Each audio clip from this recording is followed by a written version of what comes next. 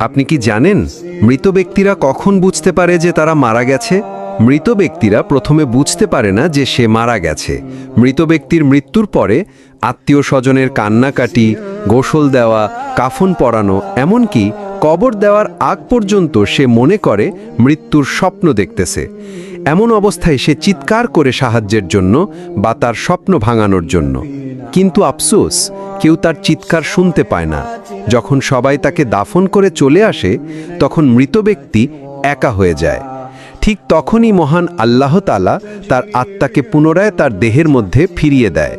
প্রথমে মৃত ব্যক্তি এটি ভেবে নেয় যে হয়তো তার খারাপ স্বপ্ন শেষ হয়ে গেছে এবং সে ঘুম থেকে জেগে উঠেছে। তাই সে আল্লাহর কাছে কৃতজ্ঞতা প্রকাশ করে। এরপর সে তার শরীর স্পর্শ করতে থাকে, যা কিনা সবেমাত্র দাফন করা হয়েছে। তখন সে বলতে থাকে, আমার শার্ট কোথায়, আমার প্যান্ট কোথায়?